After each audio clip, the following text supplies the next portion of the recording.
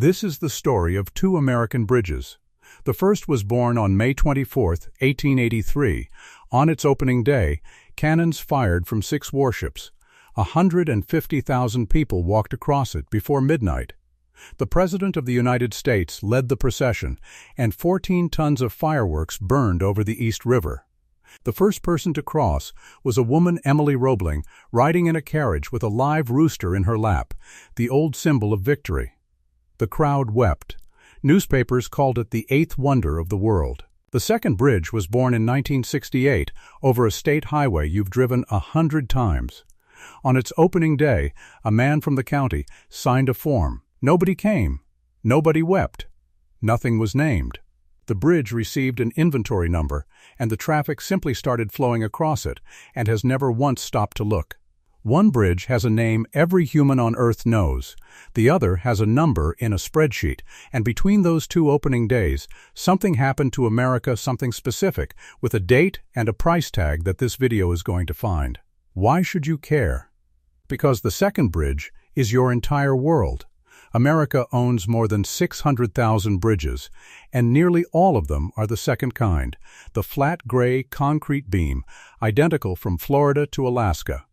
You cross them every single day of your life without your eyes ever landing on one.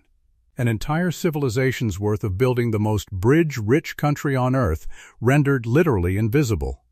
If you want to know what a country believes about itself, look at what it builds 10,000 times without once making it worth looking at. So let's run these two lives side by side, from birth. Bridge 1 was conceived as a monument before it was an engineering problem. John Roebling designed granite towers with Gothic arches, cathedral windows in the sky, and above the traffic he added something with no structural purpose whatsoever, an elevated wooden promenade, designed, in his words, solely for the enjoyment of people walking. Beauty wasn't decoration on the plan. It was the plan. It cost him everything. Roebling died of tetanus before construction truly began, his foot crushed by a ferry while he surveyed the site. His son Washington took over and was crippled for life by decompression sickness in the underwater caissons, ending up paralyzed in a Brooklyn apartment, watching the towers rise through a telescope. His wife Emily taught herself higher mathematics and bridge engineering and ran the project for over a decade, the true chief engineer, in everything but title, in an era when women couldn't vote.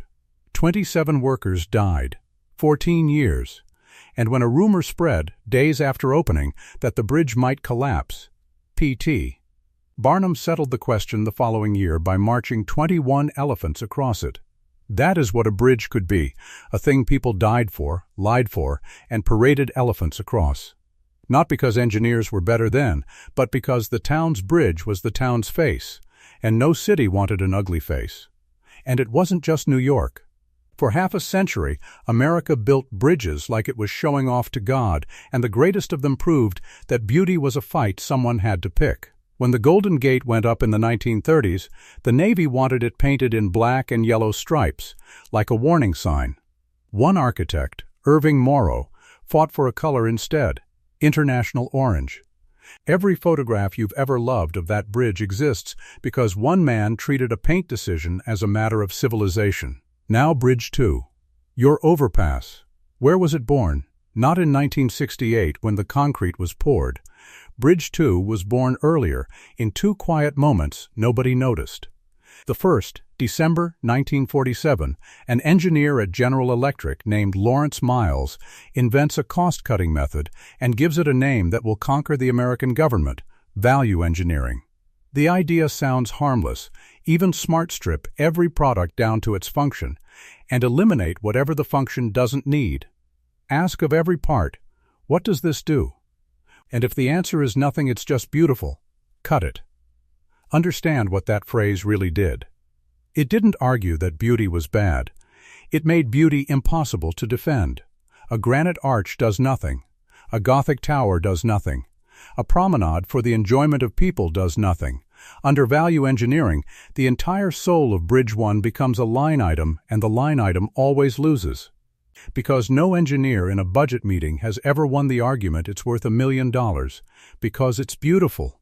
The second moment, 1950, Philadelphia, a Belgian professor named Gustave Magnol builds the Walnut Lane Bridge, the first major prestressed concrete girder bridge in America.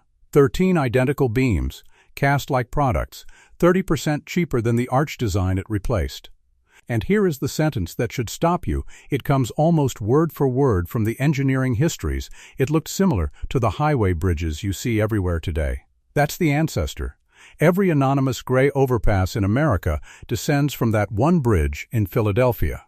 Then, in 1956, the Interstate Highway Act ordered tens of thousands of new bridges at once, and the law required them to go to the lowest bidder. Identical, factory-cast, cheapest possible beams won every contest, everywhere, forever. A prestressed concrete industry appeared, in the words of one state's own history, virtually overnight. So there's your answer, and notice how strange it is. Beautiful bridges weren't killed by taste, or by modern art, or because people stopped caring. They were killed by 2 words from a light bulb company and 1 clause in a procurement law. Nobody ever decided American bridges should be ugly. They decided beauty could not be justified on a form which turned out to be the same thing. But here's the twist ending the part that proves the story isn't over. Every once in a while, a city breaks the rule. It spends the extra money and builds one bridge with a face a soaring arch, a sail of white cables. And what happens? Every single time, that bridge instantly becomes the city's logo. It goes on the postcards, the newscasts, the tourism ads. People drive across town just to see it, exactly the way 150,000 people once lined up in Brooklyn. The hunger never died. We've just been telling ourselves, for 70 years, that it can't be justified on the form. So here's what to take with you. Sometime this week you'll drive over Bridge 2, the gray one, the numbered one, the invisible one. When you do, notice it. Just once. And ask the question its builders were never allowed to ask out loud: what would it have cost really to make this worth looking at? Because Bridge 1 is still standing, 140 years later, still carrying traffic, still drawing crowds every single day. The most beautiful option turned out to be the most durable investment America ever poured. We just stopped being able to write that down on a form. And bridges weren't the only things this happened to. The same country that built granite cathedrals over rivers once built palaces for 8-year-olds, marble hallways, arched windows, bell towers, and then stopped building those too. There's a video right here on why American schools became fortresses. Same 2 words. Different building,